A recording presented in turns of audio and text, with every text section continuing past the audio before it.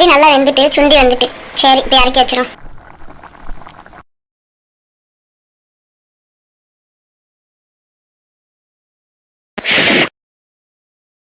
அம்மா நான் ஸ்கூல் போலாமா? ஏன் எதுக்கு போக மாட்டேன்? அம்மா அண்ணன் வாராம்லாமா, எப்படி நான் ஸ்கூல் போக மாதிரி அண்ணனை பார்க்கணும்ல. அண்ணனா சாயந்தரம் வந்து பாத்துக்கா, இங்கதான் இருப்பான். ஸ்கூல் கிளம்பி போயிட்டு வா. அம்மா போறேன் அண்ணனி. சரிம்மா போறேன். அம்மா அண்ணன் கிட்ட வந்துட்டாமா, ஒரு அரை மணி நேரத்துல வந்துருவான்னு சொல்லியிருக்கான். அப்படியாம்மா? சரி. ஏமா அவனை ஸ்கூலுக்கு லீவ் போடல? இல்ல ஒரு படிப்பு இல்லல, ஸ்கூலுக்கு போனா அன்னைக்கு அவ்வளவு அவளதி சொல்றா டீச்சர். என்ன அவமானமா இருந்துச்சு தெரியுமா? அங்கேயே அவனை போட்டு சாத்திருப்பேன். சரி போட்டு என்ன செய்யன்ட்டு வந்துட்டேன். மூஞ்சி எப்படி வச்சுட்டு போறான் பாருமா. இவன் ஸ்கூலுக்கு கிளம்பி போறதுக்குள்ள அண்ணனே வந்துருவான். சரி போட்டோம் லீவ் போட சொல்லிடுவோம். சாப்பாடுலாம் ஆயிட்டா? ஆயிட்டுங்க. நல்ல மனமா இருக்க. ஆமாங்க நல்லா வந்துட்டு. பெரிய வரட்டும் மாதிரி சேர்ந்து சாப்பிட்டுருவோம் எல்லாரும். ஏய் ஜீவா. வாரேன். இல்ல ஜீவா ஸ்கூல் போவான்டான், வீட்டுல இரு. அதான் நம்ம சொல்லணும். ஆமா அண்ணன் வந்துட்டானா கிட்ட, அரை மணி நேரத்துல வாரேன்னு இருக்கான். வீட்டுல இருனா.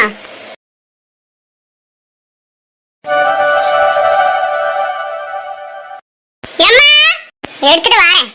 ஸ்டோரி எவ்வளவுதான் போரிங்கா இருந்தாலும் இந்த அண்ணன் சொல்றதுலயே நல்ல சுவாரஸ்யமா இருக்கணும்ல. மினிட் மிஸ்டியும் நல்லா இருக்கும். அந்த ரெண்டு அண்ணன் பாத்திருக்கேன், கதை சொல்றதெல்லாம் கேட்டிருக்கேன்.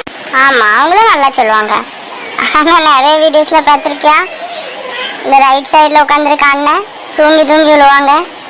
அதையும் சில டைம் பார்த்துட்டு ஸ்டோரியை விட்டுருவேன். ஃபர்குண்டாவை அடிச்ச ஒவ்வொரு ஆணும் ஃபர்குண்டா குரானை எரிக்கல அப்படிங்கிற உண்மையை தெரியாம ஒன்னும் ஃபர்குண்டாவை கொலை பண்ணல. அவங்களோட எண்ணம். அந்த பிள்ளை எப்படிலாம் கஷ்டப்பட்டிருப்பா. நான் மட்டும் அங்க இருந்திருந்தா நான் நடந்திருக்கதே வேற. எப்படியாச்சும் அந்த பிள்ளைய காப்பாத்திருப்பா. 4 போலீஸால காப்பாற்ற முடியல, இவன் போய் காப்பாத்திருப்பானா?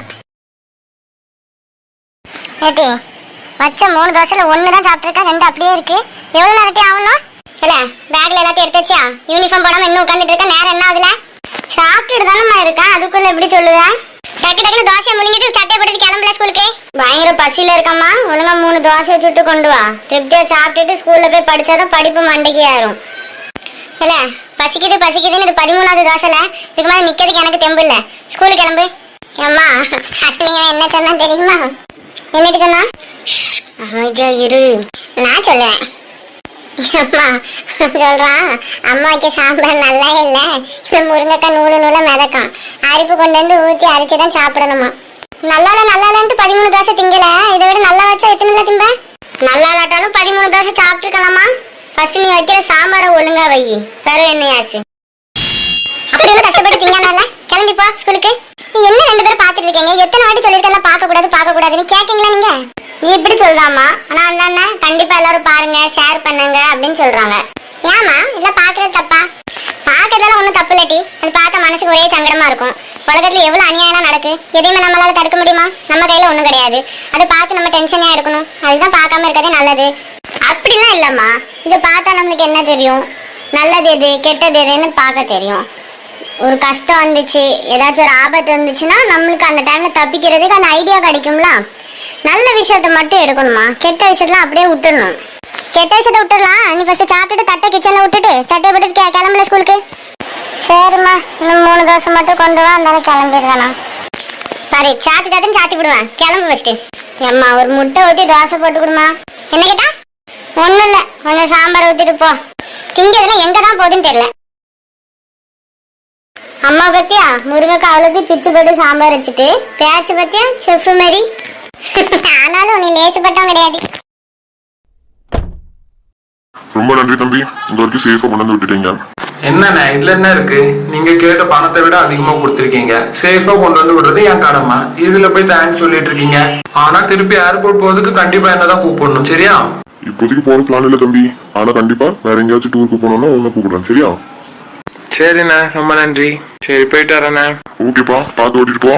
ஓகே அண்ணே. ஊருக்கு வந்தோடனே என்ன ஒரு ஆனந்தமா இருக்கு. தம்பி அப்பா அம்மா எல்லாரும் என்ன பண்ணிட்டு இருக்காங்களோ, சரி பாப்போம்.